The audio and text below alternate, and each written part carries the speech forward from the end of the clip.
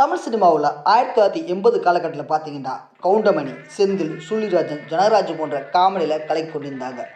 இவருக்கு நடுவில் ஒரு சின்ன கேப்பில் 1982 அறிமுகமானவர் தான் நடிகை சார்லி. ஒரு சாதாரண நடிகராக தொடங்கி காமெடினாக, வில்லனாக, குணச்சித்த நடிகராக ஒரு சின்ன கேரக்டர் இருந்தால் கூட மாத சம்பவம் செஞ்சுருந்திருக்கார் நம்ம நடிகர் சார்லி.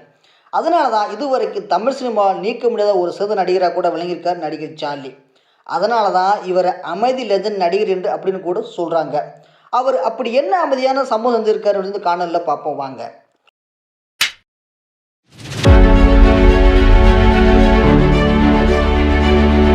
தூத்துக்குடி மாவட்டம் கோயில்பட்டியில் மார்ச் 6, 1960 பிறந்திருக்காரு. வேலுமுருகன் தங்கசாமி மனகர் தான் இவர் இயற்பெயர். நடிப்பின் மீது உள்ள ஆர்வத்தின் காரணமாக தனது பெயரை சார்லி என மாற்றிக்கொண்டார். திரைப்படத்துறைக்கு நடிப்பதற்கு இன்றைய மூலம் தான் திரைத்துறைக்கே வந்திருக்காரு. முதல்ல கே. பாலச்சந்தர் இயக்கத்தில் 1982 பொய்க்கால் குதிரை திரைப்படத்தின் மூலம் அறிமுகமானார். அதுபோல் பார்த்தீங்கன்னா சிறு சிறு வேடங்கள் நடித்தார். குறிப்பாக சொல்ல வேண்டும் என்றால் ரஜினியின் தர்மத்தின் தலைவன், கமலஹாசன் சிங்கரவன் என்ற படங்கள் நடித்ததன் மூலம் கொஞ்சம் பிரபலமானார்.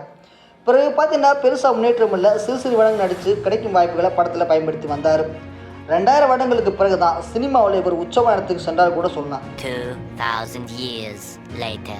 ஆமாங்க, 2000 ஆண்டு சேரன் இயக்கத்தில் வெற்றி கொடிக்கட்டு திரைப்படத்தில் பழனி என்ற கதாபாத்திரத்தில் அந்த படத்தின் திருப்புமுனையாகவும் நடிப்பில் ஒரு மிகப்பெரிய தாக்கத்தை ஏற்படுத்தியிருப்பார். குறிப்பாக சொல்லணும்டா, ஒரு 10 ரூபா கிடைக்குமே என்ற வசனம் எல்லாரையும் கண்களில் கண்ணீர் வர வைத்து இருக்கும். இந்த படம் குணச்சித்த நடிப்புக்கு ஒரு எடுத்துக்காட்டு.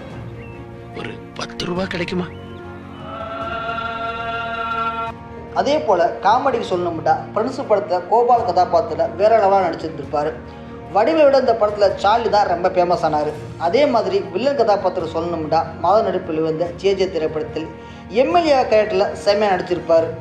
மேலும் இவர் நடிப்புக்கு எடுத்துக்காட்டு சில படங்கள் பார்த்தீங்கன்னா தளபதி, தெனாலி, மாநகரம், கூர்க்கா, பாம்பு சட்டை படம்னு சொல்லலாம். அதே மாதிரி இவர் சிறுடைய சிறப்புகள் மேலே பார்ப்போமா, 1000 நாடகங்கள் நடத்தியிருக்கார், 850 திரைப்படங்கள் மேலே நடிச்சிருக்கார். இந்திய சினிமாவிலேயே அதிக படிப்பு படித்தவர் இவர் தான். எம்ஏ, எம்பில், பிஹெச்டி பட்டம் வாங்கியிருக்கார். மேலும் பார்த்தீங்கன்னா தமிழ்நாடு அரசின் கலைமாமணி விருது வாங்கியிருக்காரு.